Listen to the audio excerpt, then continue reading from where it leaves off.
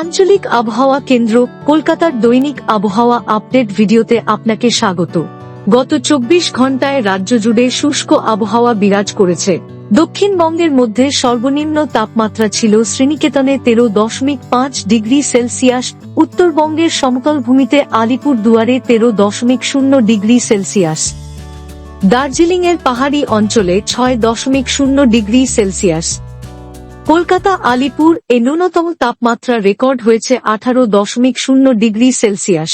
বর্তমানে পশ্চিমবঙ্গের ভূভাগের উপর কোনো উল্লেখযোগ্য আবহাওয়াগত পরিস্থিতি নেই। দক্ষিণ পশ্চিম বঙ্গোপসাগর এবং সংলগ্ন উত্তর তামিলনাড়ু, পুদুচেরি উপকূলের উপর অবস্থানরত ঘূর্ণিঝড় দিতুয়া উত্তর দিকে সরে গিয়ে গতকাল বিকালে অতি গভীর নিম্নচাপে পরিণত হয়েছে। পরবর্তী 6 ঘন্টায় এটি প্রায় 5 কিমি ঘন্টা বেগে ধীরে ধীরে উত্তর দিকে অগ্রসর হয়ে আজ সকাল 8:30টায় দক্ষিণ পশ্চিম বঙ্গোপসাগর এবং সংলগ্ন পশ্চিম মধ্য বঙ্গোপসাগর, উত্তর তামিলনাড়ু, পুদুচেরি ও দক্ষিণ অন্ধ্রপ্রদেশ উপকূলের উপর অবস্থান করছে। বর্তমানে অতি গভীর নিম্নচাপের কেন্দ্র উত্তর তামিলনাড়ু, পুদুচেরি উপকূল থেকে প্রায় 40 কিমি দূরত্বে অবস্থান করছে। এটি খুব ধীরে উত্তর দিকে উত্তর তামিলনাড়ু, পুদুচেরি এবং দক্ষিণ অন্ধ্রপ্রদেশ উপকূলের সমান্তরালভাবে অগ্রসর হয়ে পরবর্তী 12 ঘন্টার মধ্যে গভীর নিম্নচাপে পরিণত হওয়ার সম্ভাবনা রয়েছে।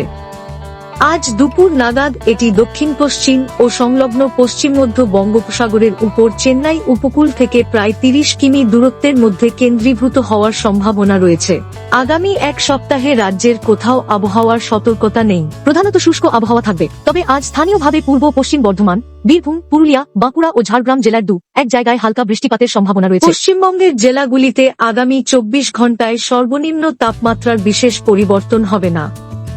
উত্তরবঙ্গের ক্ষেত্রে আগামী কাল থেকে পরবর্তী 4 দিনে তাপমাত্রা ক্রমশ 2 থেকে 3 ডিগ্রি সেলসিয়াস হ্রাস পাবে।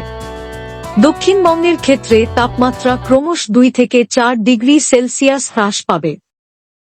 আগামী 2 দিন পশ্চিমবঙ্গের 1 বা 2টি স্থানে সকালের দিকে হালকা থেকে মাঝারি কুয়াশা থাকতে পারে, যার জন্য দৃশ্যমানতা 999 থেকে 200 মিটার পর্যন্ত হ্রাস পেতে পারে।